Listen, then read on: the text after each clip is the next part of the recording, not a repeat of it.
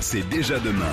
Allez, c'est déjà demain avec Anthony Morel. Anthony, bonjour. Bonjour Nous Jean-Jacques. continuons avec le CES de Las Vegas, parmi les stars de cet énorme salon techno, des véhicules parfois étonnants. Hier, nous parlions de la Harley-Davidson électrique, mais dans les allées du salon, on trouve aussi des voitures volantes. Par exemple, c'est le CES de Las Vegas, c'est devenu l'un des plus gros salons automobiles du monde. Faut le savoir, c'est devenu une des références. Et effectivement, on voit des projets assez étonnants, comme ce projet alors de voiture de taxi ou de VTC volant, on pourrait appeler ça, puisque c'est Uber, entreprise bien connue, qui présente ça, qui a fabriqué ça avec un fabricant d'hélicoptères qui s'appelle Bell. Alors autant dire, c'est pas un savant fou dans son garage, c'est des gens sérieux qui ont des milliards de dollars à investir. Ça ressemble à un drone, un drone un peu comme ceux qu'on achète dans le commerce avec 4 hélices. Là, il y a 6 hélices sur le toit, et donc on peut embarquer 5 passagers qui montent à l'intérieur, qui décollent à la verticale et qui vont foncer à plus de 300 km/h à 300 mètres au-dessus du sol. Alors évidemment, ça va prendre du temps avant d'arriver en France, par exemple, parce que la réglementation, vous imaginez, déjà que pour faire voler un drone de loisir au-dessus d'une ville, aujourd'hui c'est la croix et la bannière, donc un drone comme ça avec des passagers à l'intérieur, c'est même pas la peine. En revanche, dans d'autres pays, ce sera beaucoup plus facile et beaucoup plus rapide, et ils imaginent commencer les tests dès l'an prochain, avec une commercialisation prévue pour 2023. Quelle est la différence avec un hélicoptère? C'est pas exactement la même forme qu'un hélicoptère, et puis surtout, en fait, ce sera complètement autonome, si vous laissez ça. Et puis on pourra le piloter, on pourra le commander comme via une application, exactement comme on le fait pour un VTC ou un taxi aujourd'hui. Du sol, absolument. Ouais. Bon, vous nous avez aussi déniché une voiture qui marche. Oui, alors ça c'est la tendance. Non mais attendez, qui marche avec des jambes. Avec des jambes, c'est ça.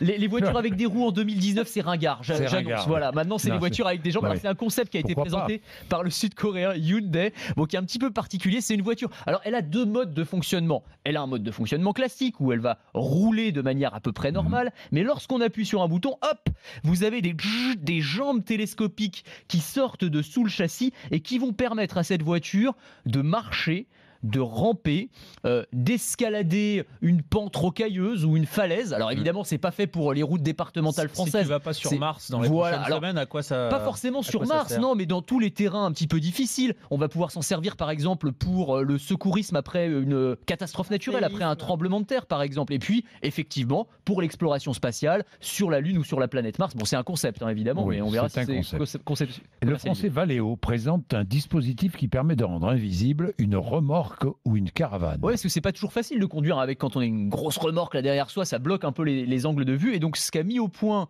Valeo, je rappelle que les Français sont très bien représentés au CES de Las Vegas, c'est un dispositif qui va permettre de faire disparaître la remorque ou la caravane. Alors c'est ce qu'on voit, ou plutôt c'est ce qu'on ne voit pas sur RMC Découverte. En gros, c'est une illusion d'optique. Ce sont des caméras qui sont placées à l'arrière de la voiture et à l'arrière de la caravane, et on va reconstituer une image de ce qui se passe entre les deux. C'est pas dangereux? Alors c'est dangereux si tu oublies que tu as une caravane, effectivement, ça peut être dangereux. Mais c'est pas invisible, évidemment, pour les autres automobilistes. C'est juste pour toi, sur ton écran de contrôle, sur le tableau de bord, tu vas voir à travers, en transparence, comme si elle n'était pas là. Voilà. Et Charles, qui s'intéresse aussi à Las Vegas, au CES, a un objet à vous présenter. Ou plutôt un scandale. Puisque une jeune femme, Laura Haddock, a été interdite de présenter son sextoy connecté au CES de Las Vegas.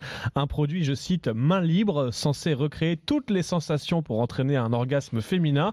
Oui, mais le puritain CES de Las Vegas, regardez. tes amis, Anthony, ont jugé l'objet immoral, obscène, indécent, profane, non conforme à l'image du CES. Non, mais il est beau. Oui, magnifique. Très beau en plus ça peut décorer.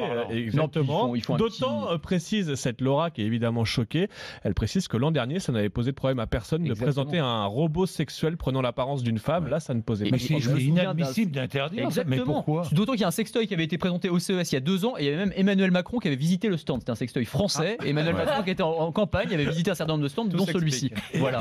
Et ce sextoy-là est interdit. Oui, c'est bizarre. Un regain de puritanisme très étonnant.